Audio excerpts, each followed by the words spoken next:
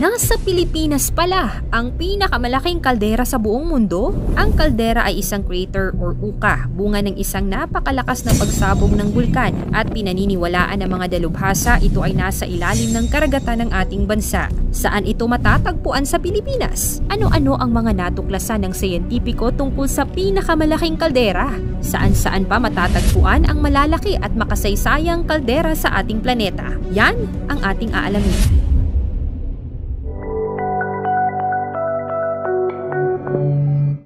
Ano ang kaldera? Ang kaldera sa madaling sabi ay isang volcanic crater o bunganga ng bulkan na nabubuo dahil sa malakas na pagsabog nito. Nag-uumpisa ang pagkakabuo ng kaldera sa isang volcanic eruption. Maaaring magkaroon ng malakas na pag-alsa ng lupa sa gitna at hindi sa mismong bunganga ng bulkan. Ang kaldera ay malawak at maaaring magtaglay ng maliliit na bulkan o iba't ibang geological landmass doon.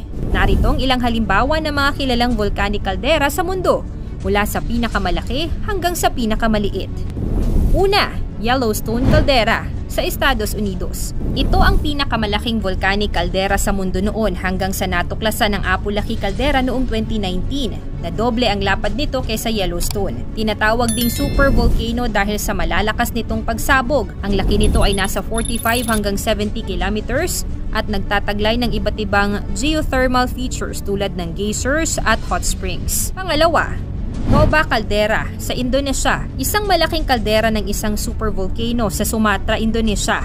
Ang Toba Caldera ay may sukat na 30 to 40 kilometers. Isa itong kilalang kaldera dahil sa malaking pagsabog na nangyari mga 74,000 taon na ang nakararaan. Ayon sa Toba Catastrophe Theory, may global effect sa populasyon ng tao ang pagsabog nito. Ito ang pumatay sa karamihan ng mga tao na nabubuhay noong panahong yon at nagdulot ng isang bottleneck na populasyon sa gitnang silangang Africa at India. Resulta din ng aktibidad ng bulkan maliban sa kaldera ang pagkakabuo ng Lake Toba na pinakamalaking lawa sa Indonesia at pinakamalaking volcanic lake sa buong mundo na may sukat na 100 km at 30 km na lapad o diametro. Pangatlo, La Garita Caldera sa Estados Unidos. Matatagpuan sa Colorado, USA.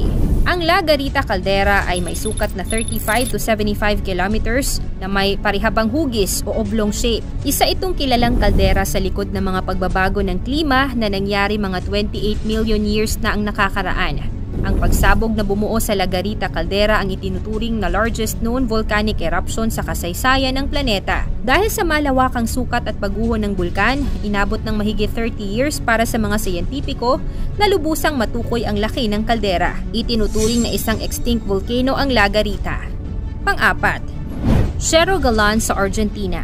Ang Cerro Galán ay isang kaldera sa Catamarca, Argentina. Isa ito sa mga pinakamalaking exposed kaldera sa mundo at bahagi ng Central Volcanic Zone ng Andes. Isa sa 3 volcanic belts na matatagpuan sa Timog Amerika.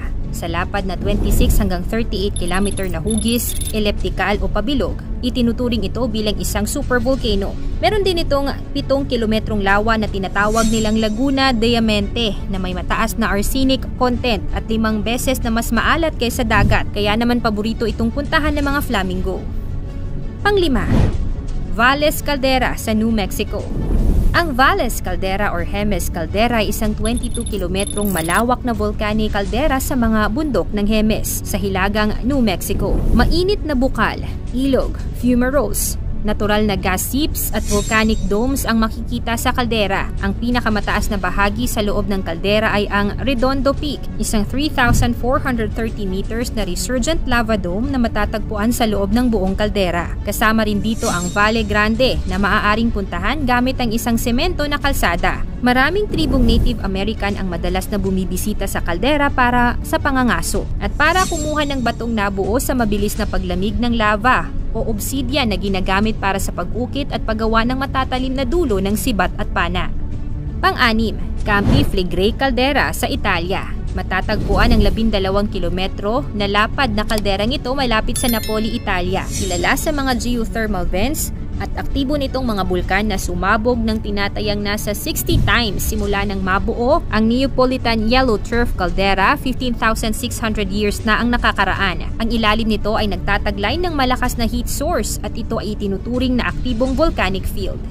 Pampito, Santorini Caldera sa Greece. isang kilalang kaldera sa ilalim ng Aegean Sea. Ang Santorini caldera na tinatawag din bilang Thera caldera ay may sukat na nasa 7 hanggang 12 kilometers at may lalim na 300 meters.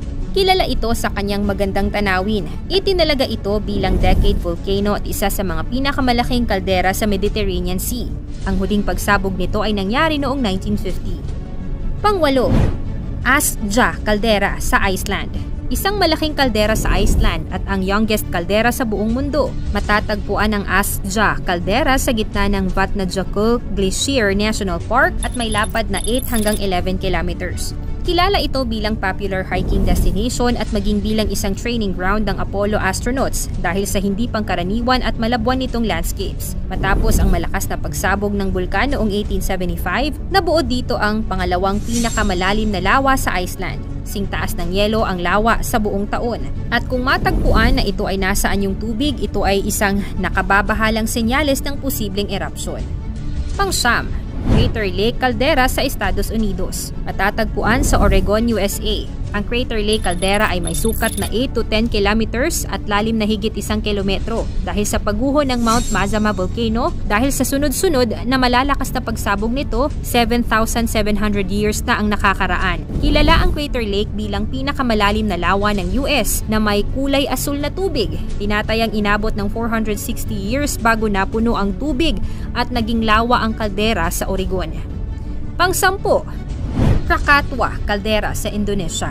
Ang Krakatau o kilala rin bilang Krakatau ay isang bulkan na matatagpuan sa Indonesia at isa sa mga kilalang aktibong bulkan sa mundo. Ang bulkan ay nakatanim sa isang kaldera na nasa 6 na kilometro ang lapad. Ang malupit na pagsabog ng Krakatau noong 1883 ay itinuturing na isa sa mga pinakamalalang pagsabog ng bulkan sa kasaysayan, naging sanhi ng pagkakaroon ng malaking tsunami. Ang pagsabog ng Krakatau ay nagresulta sa pagkakabuo ng malalaking kaldera at pagguho ng bahagi ng isla.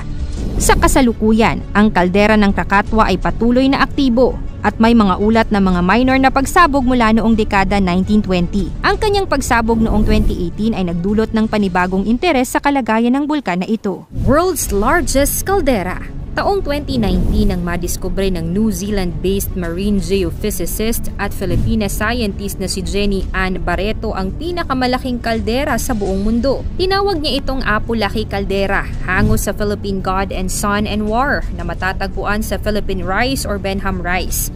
Isang 13 milyong ektaryang underwater plateau o elevated na bahagi ng seabed sa silangang bahagi ng Philippine Sea at kanlurang bahagi ng Luzon, malapit sa baybayin ng Aurora. Ang Apu-Laki Caldera ay may lapad na diametro na 150 kilometers, higit sa 2 beses na mas malaki kumpara sa dating pinakamalaking kaldera ng planeta. Ang Yellowstone Volcano sa Amerika na nasa 60 kilometers lamang ang laki. Ang laki ng ating kaldera ay maikukumpara sa Shield Caldera sa Mars na Olympus Moons na nasa 80 km by 65 km ang laki at lalim. At sa Sacagawea Shield Caldera naman na nasa 150 by 105 km ang kabuuang sukat. Ang underwater volcano na pinagmula ng Apu-Laki Caldera ay hindi aktibo at walang posibleng banta sa paligid nito. Alin sa mga kalderang nabanggit sa videong ito ang pumukaw sa atensyon mo? I-share mo naman sa comment section. Paki-like and share na rin ang ating video. Salamat at God bless!